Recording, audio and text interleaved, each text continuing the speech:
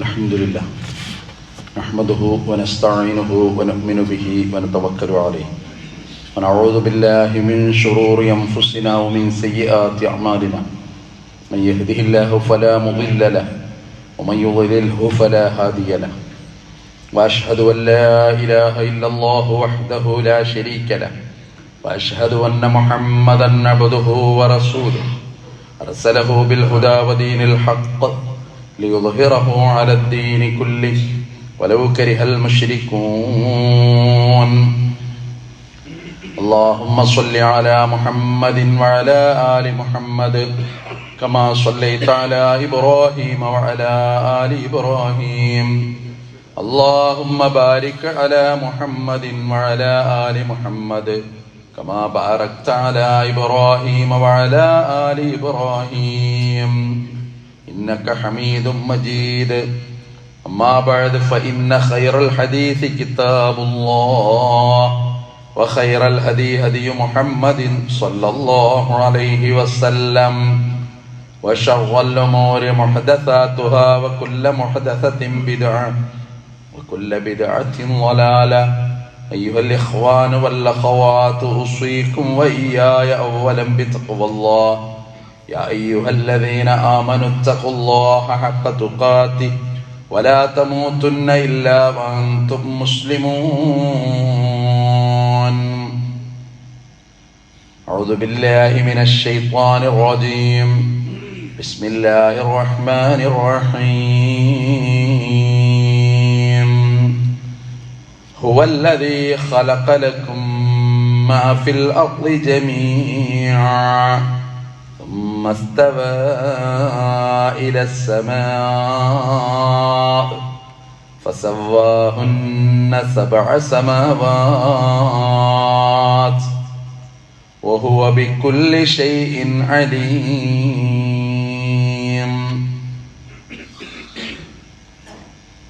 ബഹുമാനികളായ സത്യവിശ്വാസികളെ, വിശ്വാസിനികളെ, കരുണാമയനായ പടച്ചറപ്പിന്റെ വിധിവിലക്കുകൾ ജീവിതത്തിലെമ്പാടും പാലിക്കുവാൻ എന്നോടും നിങ്ങളോടും ആമുഖമായി ഓർമ്മപ്പെടുത്തുന്നു, വസിയ്യത്ത് ചെയ്യുന്നു. കരുണക്കടലായ പടച്ചറപ്പ് ഇരു ലോക വിജയികളുടെ കൂട്ടത്തിൽ ഉൾപ്പെടുത്തി നമ്മളെല്ലാവരെയും അനുഗ്രഹിക്കുമാറാകട്ടെ. മാരകമായ രോഗങ്ങളിൽ നിന്ന് റബ്ബ് നമ്മളെ കാത്തു രക്ഷിക്കുമാറാകട്ടെ. അളവറ്റ അനുഗ്രഹമാണ് ജീവിതമാകെ അല്ലാഹു സുബ്ഹാനഹു വ തആല അവൻ്റെ അടിയാറുകൾക്ക് വേണ്ടി സംവിധാനിച്ചിട്ടുള്ളത്. അതറിഞ്ഞും ഉൾക്കൊണ്ടും ജീവിതത്തെ ക്രമപ്പെടുത്തേണ്ടതിൻ്റെ അനിവാര്യത ഓരോ ദിവസവും ഓരോ നിമിഷവും നമ്മുടെ ബോധമണ്ഡലത്തിൽ ഉണ്ടാകേണ്ട അനിവാര്യമായ സംഗതിയായിട്ട് മാറുന്നു. അല്ലാഹു മനുഷ്യന് വേണ്ടി എണ്ണിയാൽ തീരാത്ത അനുഗ്രഹങ്ങൾ നൽകിയെന്ന് ഖുർആൻ ആവർത്തിച്ചു പറഞ്ഞൊരു വാക്കാണ്. വഇൻ തഉദ്ദു നിഅ്മതല്ലാഹി ലാ തുഹ്സുഹ. നിങ്ങൾക്ക് കിട്ടിയ അനുഗ്രഹങ്ങൾ നിങ്ങൾ എണ്ണാൻ തുടങ്ങിയ എണ്ണിക്കണക്കാക്കാൻ നിങ്ങൾക്ക് കഴിയില്ല എന്നാണ് ഖുർആന്റെ ഭാഷ്യം. എല്ലാം അനുഗ്രഹങ്ങളും അല്ലാഹു മനുഷ്യന് വേണ്ടി ഒരുക്കി തയ്യാർ ചെയ്തു വന്നു. അൻസല മിനസ് സമാഇ മാഅൻ. മാനത്ത് നിന്നവൻ വെള്ളമിറക്കി തന്നു. മഴ ഒരു രോഗലക്ഷണമല്ല, അല്ലെങ്കിൽ മഴ കൊണ്ടൊരു പ്രത്യേക രോഗവുമില്ല. പഴമക്കാർക്കത് നല്ലപോലെ തിരിയും. പുതിയ കാലത്തിന്റെ ജീവിത രീതികൾക്കനുസൃതമായിട്ട് ചിലതൊക്കെ ഉണ്ടെങ്കിൽ പോലും ശുദ്ധമായ ജലം അല്ലാഹു മാനത്ത് നിറക്കുന്നു. വഅൻസല മിനസ് സമാഇ മാഅൻ തഹൂറൻ. ഖുർആൻ പറഞ്ഞിട്ടുള്ള ശ്രദ്ധേയമായ വചനങ്ങളിൽപ്പെട്ടതാണ്. ഫഅഖ്റജ ബിഹി മിനസ് സമറാത്തി റിസ്ഖൻ ലക്കും. മഴ നിമിത്തം നിങ്ങൾക്ക് വേണ്ട ഭക്ഷ്യവിഭവങ്ങളെ, പഴവർഗ്ഗങ്ങളെ ഭൂമിയിൽ നിന്ന് അല്ലാഹു പുറത്തു കൊണ്ടുവന്നു. എന്നിട്ടൊരു കാര്യം ഓർമ്മപ്പെടുത്തി, ഫലാ തജഅലൂ ലില്ലാഹി അൻദാദാ. അതുകൊണ്ട് ഈ റബ്ബിന് നിങ്ങൾ സമന്മാരെ ഉണ്ടാക്കരുത്, പങ്കാളികളെ ഉണ്ടാക്കരുത്, കൂട്ടുകാരെ ഉണ്ടാക്കരുത്. ഋജുവായ തരത്തിലുള്ള ആരാധനകൾ ഉണ്ടാകണം. ഏകദൈവ വിശ്വാസം ഹൃദയത്തിൽ രൂഢമൂലമാകണം. വഅൻതും തഅലമൂൻ. ഇതൊക്കെ നിങ്ങൾക്കറിയാമല്ലോ. കാര്യങ്ങൾ ഉൾക്കൊണ്ട സ്ഥിതിക്ക്, കാര്യങ്ങൾ മനസ്സിലാക്കിയ സ്ഥിതിക്ക് നിങ്ങൾ അതാണ് നിർവഹണം നടത്തേണ്ടത് എന്ന് പരിശുദ്ധ ഖുർആൻ നമ്മെ ധൈര്യപ്പെടുത്തുന്നു, ബോധ്യപ്പെടുത്തുന്നു. അതുകൊണ്ട് തന്നെ മനുഷ്യന് വേണ്ടിയുള്ള അനുഗ്രഹങ്ങൾ, സംവിധാനങ്ങൾ ഒന്നിനു പുറകെ ഒന്നായി. ഈ പ്രകൃതിയുടെ സന്തുലിതാവസ്ഥ പോലും, ഈ പ്രകൃതിയുടെ മനോഹാരികത പോലും മനുഷ്യന് വേണ്ടി പടച്ചറപ്പ് സംവിധാനിച്ചു എന്നുള്ളത് വളരെ കൃത്യമാണ്. വലാ തഖറബാ ഹാദിഹി ശജറ. എത്രമേൽ അത് ബന്ധപ്പെട്ട് കിടക്കുന്നു എന്ന് അത്ഭുതം തോന്നിപ്പോകും. സ്വർഗത്തിലേക്ക് പറഞ്ഞയക്കുന്ന ആ മാതാവിനോടും പിതാവിനോടും ഖുർആൻ പറയുന്ന വാക്കാ. അവിടുത്തെ സൗകര്യങ്ങളൊക്കെ ആസ്വദിക്കാം, പക്ഷെ ഒരു മരത്തിലേക്ക് നിങ്ങൾ അടുക്കരുത്. മരവും പ്രകൃതിയും എപ്പോഴും ജീവിതവും ജീവനുമായിട്ട് ബന്ധപ്പെട്ട് കിടക്കുന്നു. സ്വർഗത്തെക്കുറിച്ച് ആദം നബിയോട് പറയുമ്പോൾ, അങ്ങോട്ട് പറഞ്ഞേക്കുമ്പോൾ നൽകുന്ന ഉപദേശത്തിന്റെ കൂട്ടത്തിൽ അവിടെ മനുഷ്യൻ ഭൂമിയിലെ ഒരു ഉപഭോക്താവ് മാത്രമല്ലെന്നും ഭൂമിയുടെ പരിചാരകൻ കൂടിയാണെന്നും റബ്ബ് ബോധ്യപ്പെടുത്തിയിട്ടുണ്ട്. തലമുറകൾക്ക് ജീവിക്കാൻ പാകത്തിൽ ഭൂമിയെ അള്ളാഹു സംവിധാനിച്ചു എന്ന് പറഞ്ഞിട്ടുണ്ട്. ഹുവല്ലദീ ഖലഖലക്കും, നിങ്ങൾക്ക് വേണ്ടി പടച്ചു. മാ ഫിൽ അർളി ജമീഅ, ഭൂമിയിലുള്ളത് മുഴുവൻ. ജമീഅൻ, എല്ലാവർക്കും വേണ്ടി അല്ലാഹു പടച്ചു. നിങ്ങൾക്ക് വേണ്ടി പടച്ചു, മുഴുവനും പടച്ചു. എല്ലാ സാമഗ്രികളും ഉപയോഗിച്ച് അടുത്ത തലമുറയെ പ്രകൃതി ഇവരുടെ ദുരന്തത്തിലേക്ക് തള്ളിവിടുക എന്നുള്ളതായിരുന്നില്ല.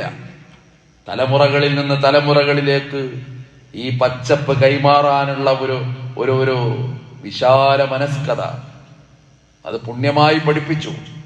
ഇന്ന് പരിസ്ഥിതി ദിനം എന്ന പേരിൽ പത്രത്തിലും മറ്റും മീഡിയകളിലൊക്കെ നമ്മൾ ഒരുപാട് കാണുന്നു. നൂറ്റാണ്ടുകൾക്കപ്പുറം മനുഷ്യന്റെ ഉൽപ്പത്തിയുടെ ഘട്ടത്തിൽ മരവുമായി ബന്ധപ്പെട്ട ആയത്തുകൾ ഖുർആനിൽ നമ്മൾ വായിക്കുന്നു. ഖലഖലക്കും മാ ഫിൽ അർളി ജമീഅ. പിന്നെ മാനം പടച്ചു. സുമ്മസ്തവാ ഇലസ് സമാ ഫസവ്വാഹുന്ന സബ്അ സമാവാത്. 7 വാനങ്ങളെ അല്ലാഹു സംവിധാനിച്ചു. വഹുവ ബികുല്ലി ഷൈഇൻ അലീം. അല്ലാഹു എല്ലാം അറിയുന്നവനാണ്. എല്ലാത്തിനെ കുറിച്ചും റബ്ബിനറിയാം.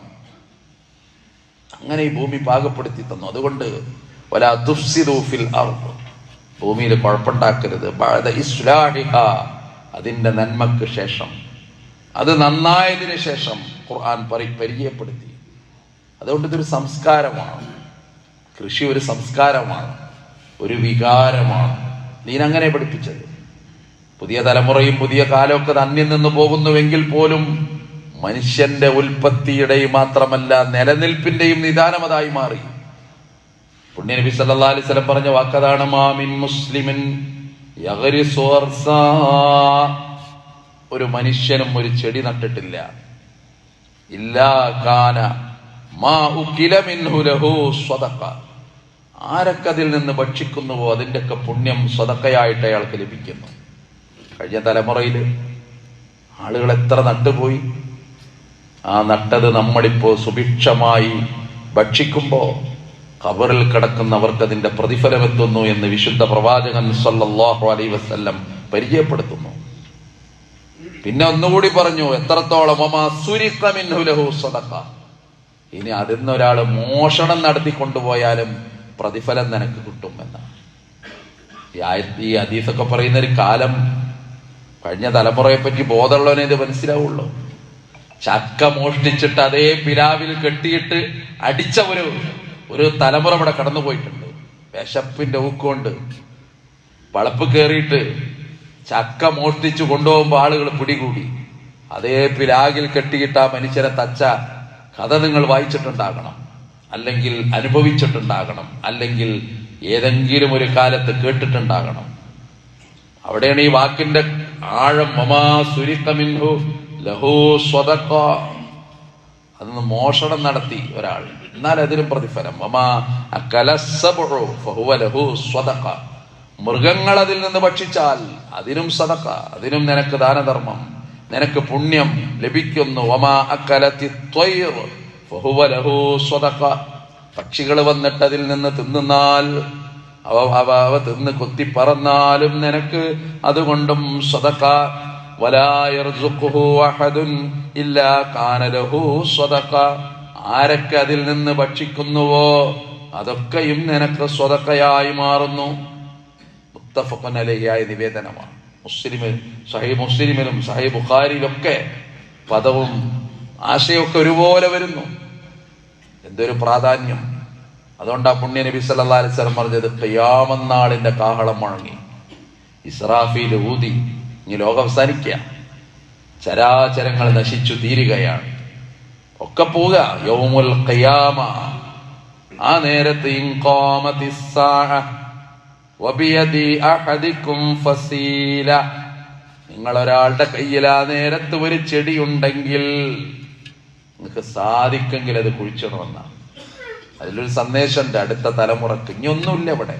ആ ചെടി വലിച്ചെറിഞ്ഞിട്ട് ഓടല്ല അയാൾ ചെയ്യേണ്ടത്, പച്ചയാണെങ്കിൽ അത് കുഴിച്ചിട്ടോ എന്നാണ്. വല്ലാത്തൊരു സന്ദേശമാണ് അത് പരിചയപ്പെടുത്തുന്നത്. അതുകൊണ്ട് ഖുർആനും വിശുദ്ധ വചനങ്ങളും പരിചയപ്പെടുമ്പോ ഈ തരത്തിലുള്ള അനേകം പരാമർശങ്ങൾ കാണുന്നു. നല്ല മനുഷ്യനെ ഉപമിച്ചത് ഒരു നല്ല മരത്തോടാ ഖുർആൻ. അലം തറ കൈഫ വറബല്ലാഹു മസലൻ കലിമതൻ ത്വയ്യിബ കശജറത്തിൻ ത്വയ്യിബ.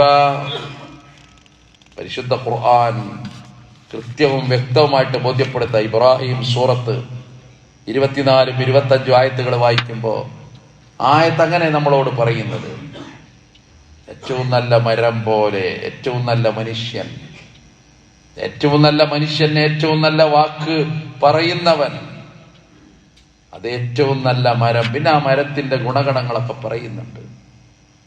മിഅ്റാജിന്റെ രാത്രിയിലെ പുണ്യനബിയുടെ യാത്രയെക്കുറിച്ച് ഖുർആന് പരാമർശമുണ്ട്. കൂടണയാൻ കൊതിക്കുന്ന മാടപ്പിറാവിന്റെ നൊമ്പരത്താൽ കൗതുകം നിറഞ്ഞ ജിജ്ഞാസയോടെ പുണ്യനബി പാറിപ്പറന്ന അത്ഭുതകരമായ അവിടുത്തെ മുഅ്ജിസത്ത്. അതിലിങ്ങനെ ആ യാത്ര ഇങ്ങനെ പോയിട്ട് ഖുർആൻ പറയുന്നുണ്ട്. സൂറത്തുൻ നജ്മിൽ പറയുന്നൊരു വാക്കുണ്ട്, ഇൻദ സിദ്റത്തിൽ മുൻതഹ. പോയി പോയി സിദ്റത്തുൽ മുൻതഹയുടെ അടുത്തെത്തി. ഇൻദഹാ ജന്നത്തുൽ മഅ്വാ, അഭയമായിട്ട് നിങ്ങൾക്ക് ലഭിക്കുന്ന സ്വർഗം അവിടെയാണ്. അത് സ്വർഗത്തിന്റെ സമീപത്താണ്, നിങ്ങൾ എത്തിയിട്ടുണ്ട്. അപ്പൊ സിദ്റത്തുൽ മുൻതഹ അതൊരു മരമാണ്. ആ മരത്തെപ്പറ്റി അതിന് വ്യാഖ്യാനങ്ങളൊക്കെ കാണാം.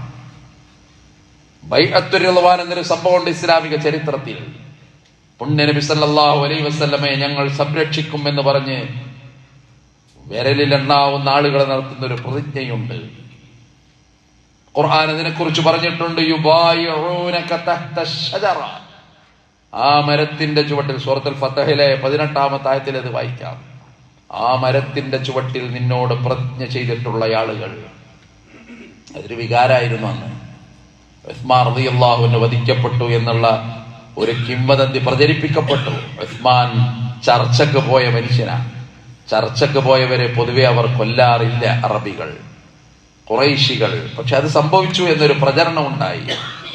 അപ്പൊ അവരെല്ലാം നഷ്ടപ്പെട്ട പോലെ. പക്ഷേ അവർ നബിക്ക് ചുറ്റും കൂടിയിട്ട് നടത്തുന്ന ഒരു പ്രതിജ്ഞയുണ്ട്. അതൊരു മരച്ചുവട്ടിലാണ്. ആ മരം ചരിത്രമായി ഇത് കാണുന്നു.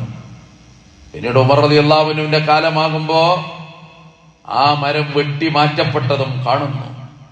അന്ധവിശ്വാസങ്ങൾ അവിടെ കൊടികുത്തുന്ന ഒരു തലത്തിലേക്ക് ഒരു ജനത പോകുമോ എന്നുള്ള ഭയപ്പാട്.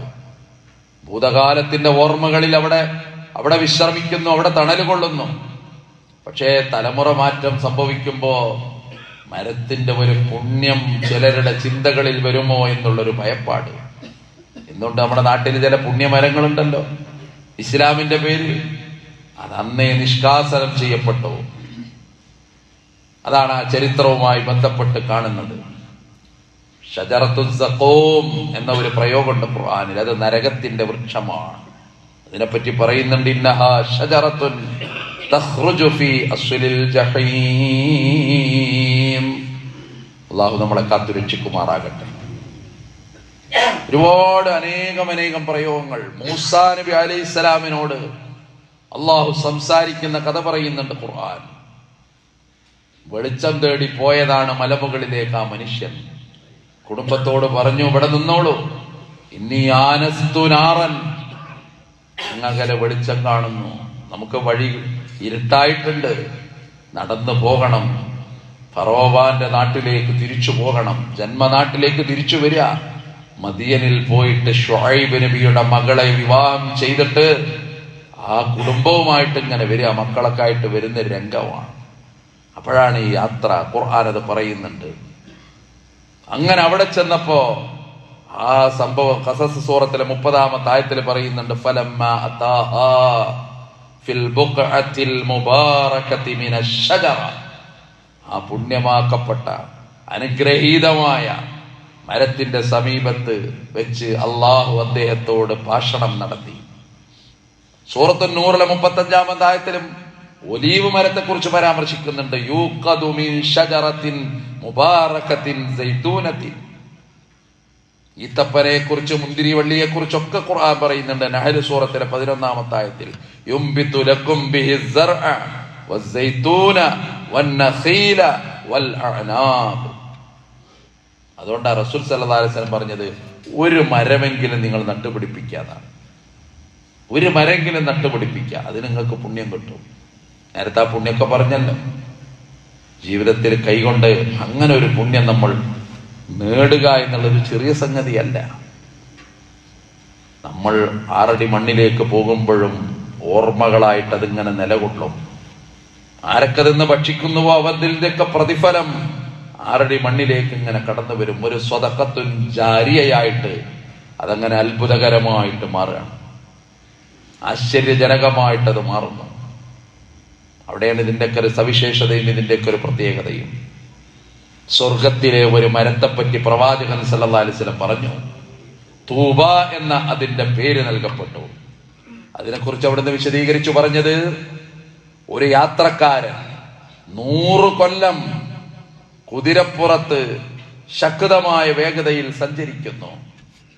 അങ്ങനെ 100 കൊല്ലം സഞ്ചരിച്ചാൽ പോലും അതിന്റെ തണല് തീരൂല. അപ്പുറത്തെത്താനാവാത്ത വിധം പടർന്ന് പന്തലിച്ച വിശാലമായ ഒരു മരം അല്ലാഹു സ്വർഗത്തിൽ. ഇതൊക്കെ എത്ര മനോഹരമായിട്ടാണ്, കൃത്യവും വ്യക്തവുമായിട്ടാണ് പരിശുദ്ധ പ്രവാചകൻ സല്ലല്ലാഹു അലൈഹി വസല്ലം നമ്മളെ പഠിപ്പിക്കുന്നത്. അതുകൊണ്ട് ഈ ഒരു ജനറേഷൻ, ആ ഒരു സമൂഹം, അവർക്ക് സ്വർഗത്തെപ്പറ്റി നബി ഒരുപാട് പറഞ്ഞു കൊടുത്തു. ആ സ്വർഗം കിട്ടുന്ന ഭാഗ്യവാന്മാരുടെ കൂട്ടത്തിൽ അള്ളാഹു നമ്മളെ ഉൾപ്പെടുത്തി അനുഗ്രഹിക്കുമാറാകട്ടെ. അങ്ങനെ പറഞ്ഞു കൊടുത്തപ്പോ കൂട്ടത്തിൽ ഒരു മനുഷ്യന്റെ ഒരു ചോദ്യമുണ്ട്, അള്ളാന്റെ റസൂലേ, എനിക്ക് സ്വർഗത്തിലെത്തിയാൽ എനിക്കവിടെ കൃഷി ചെയ്യാൻ പറ്റുമോ? അയാളെ മനസ്സാണത്. അതാണ് ഒരു കർഷകന്റെ മനസ്സ്. പരാപരി മഴ ഒന്നുമല്ല അയാൾക്ക്, ഇടിനാദം ഒന്നുമല്ല അയാൾക്ക്. അത്രമേൽ തലമുറകൾക്ക് വേണ്ടി, സമൂഹത്തിന് വേണ്ടി നട്ടതിങ്ങനെ മുളച്ചു വരുന്നത് കാണുമ്പോൾ ഉണ്ടാകുന്ന ഒരു നിർവൃതിയുണ്ട്. അതിൽ കായ്കനികൾ ഉണ്ടാകുമ്പോ ആ നെഞ്ചകത്ത് വിരിയുന്ന ഒരാനന്ദത്തിന്റെ മുകുളങ്ങളുണ്ട്. അത് അനുഭവിക്കുന്ന ഒരു കർഷകനെ തിരിയുള്ളൂ. ആ കർഷകന്റെ ചോദ്യം ആ പുണ്യ നബി സല്ലല്ലാഹു അലൈഹി വസല്ലമയോട്, എനിക്ക് സ്വർഗത്തിലെത്തിയാൽ കൃഷി ചെയ്യാൻ പറ്റുമോ നബിയെ? അപ്പൊ വന്നു മറുപടി, നിനക്ക് ചെയ്യാം, പക്ഷെ നീ സ്വർഗത്തിലാന്ന് മറക്കണ്ട. അവിടെ നീ നടുമ്പോഴേക്ക് മുളച്ചു, അടുത്ത നിമിഷം കായ്കനികളുണ്ടായി. അത് പറിക്കുമ്പോഴേക്ക് അവിടെ വീണ്ടും അതേപോലെ സമാനമായിട്ട് കതിർക്കുലകൾ, കായ്കനികൾ ആ മരത്തിൽ ഇങ്ങനെ നൈമിഷികമായിട്ട് ഇങ്ങനെ പൊട്ടിമുളക്കുന്നത് നിനക്ക് കാണാം. വിശുദ്ധ പ്രവാചകൻ സല്ലല്ലാഹു അലൈഹി വസല്ലം പറഞ്ഞു, നിസ്കാരമൊക്കെ കഴിയുമ്പോ തോട്ടത്തിലേക്ക് ഓടുന്ന മനുഷ്യന്മാരാണ് അവർ. ഭൂരിഭാഗം കർഷകന്മാരാണ്. ഈത്തപ്പനത്തോട്ടത്തിലേക്ക് ഓടും. അവിടെ വേണ്ട എന്തൊക്കെ അവിടെ വേണമോ അതാണ് അവരുടെ ചിന്തകളിൽ എപ്പോഴും. തോട്ടം വല്ലാത്തൊരു, അതാണ് ബൈറുഹാഹ് തോട്ടം. നബിക്ക് വേണ്ടി, ഇസ്ലാമിന് വേണ്ടി സമർപ്പിച്ച അബൂ തൽഹ എന്ന സ്വഹാബിയുടെ കഥ പ്രത്യേകമായിട്ട് എപ്പോഴും നമ്മൾ കേൾക്കാറുള്ളത് കൊണ്ടാണ്. എനിക്ക് ഏറ്റവും ഇഷ്ടമുള്ളത്, ലൻ തനാലുൽ ബിർറ ഹത്താ തുൻഫിഖൂ മിമ്മാ തുഹിബ്ബൂൻ. നിങ്ങൾക്ക് ഇഷ്ടപ്പെട്ടത് നിങ്ങൾ അല്ലാഹുവിന്റെ മാർഗത്തിൽ ചെലവഴിക്കുന്നത് വരെ നിങ്ങൾക്ക് ഗുണം ലഭിക്കുകയില്ല എന്നൊരായത്ത് ഇങ്ങോട്ട് വന്നു. അപ്പൊ ഈ മനുഷ്യൻ അങ്ങനെ ആലോചിക്കുക, മനസ്സിലെപ്പോഴും ഒരു വികാരാണ് ആ തോട്ടം. എപ്പോഴും അവിടെ ആ തോട്ടം നബിക്ക് ഇഷ്ടമുള്ളൊരു തോട്ടം കൂടിയാ. നബി അവിടെ വരും, അവിടുത്തെ വെള്ളം കുടിക്കും, അവിടുത്തെ കായ്കനികൾ തിന്നും. എപ്പോഴും നിങ്ങൾക്ക് വരാമെന്ന് അദ്ദേഹം നബിക്ക് പ്രത്യേകം പെർമിഷൻ കൊടുത്തു എന്ന് മാത്രമല്ല, നബി എപ്പോഴും ക്ഷണിക്കും. ആ ബൈറുഹാ തോട്ടം അദ്ദേഹം അങ്ങോട്ട് കൊടുക്കുക, നബിയെ എനിക്ക് മനസ്സിന്റെ ഒരു വികാരമാണ് ബൈറുഹാ തോട്ടം, അത് ഞാനിതാ ദീനിന് വേണ്ടി സമർപ്പിക്കുന്നു എന്ന് പറയുന്ന മനോഹരമായ അധ്യായം. ഈ ജനസമൂഹത്തോടാണ് ഖുർആൻ പറഞ്ഞ മനോഹരമായ ഒരു വാക്കുണ്ട്. നമ്മളെ കുടുംബജീവിതത്തിന്റെ നാലുപാടും ചുറ്റിക്കളിക്കുന്ന ഒരു വാക്കുണ്ടല്ലോ, നിസാഉകും ഹർസുൽ ലക്കും, നിങ്ങളുടെ സ്ത്രീകൾ നിങ്ങളുടെ കൃഷിയിടമാണ്. അത്ര കൂടുതൽ നോക്കണം എന്നാ ഓൽക്ക് തിരിയത് ആ പറയുന്ന വാക്കെന്താ. അത്ര കൂടുതൽ കൃഷിയെ പ്രണയിച്ച, പ്രകൃതിയെ പ്രണയിച്ച ആ ജനസമൂഹത്തോടാണ് പുണ്യ നബി സല്ലല്ലാഹു അലൈഹി വസല്ലമ പാകപ്പെടുത്തിയ ആ സമൂഹത്തിന് മുമ്പിൽ ഇങ്ങനെ ഇറങ്ങിയ ആയത്ത നിസാഉകും ഹർസുൽ ലക്കും, നിങ്ങളുടെ സ്ത്രീകൾ നിങ്ങളുടെ കൃഷിയിടമാണ്. അത്രമേൽ അവർ നോക്കുന്നതാണ് അതിന്റെ അർത്ഥം. അതാണ് ഇസ്ലാം എത്ര പ്രാധാന്യത്തോടെ പുണ്യത്തോടെ കാണുന്ന ഈ ഒരു സംഗതി. തീർച്ചയായിട്ടും അതും ദീനിന്റെ അനിവാര്യമായ ഭാഗമാണ് എന്ന് ഉൾക്കൊള്ളാൻ നമുക്ക് സാധ്യമാവുക. അല്ലാഹു റബ്ബുൽ ഇസ്സത്ത് ഈ ലോക വിജയികളുടെ കൂട്ടത്തിൽ ഉൾപ്പെടുത്തി നമ്മളെ എല്ലാവരെയും അനുഗ്രഹിക്കുമാറാകട്ടെ.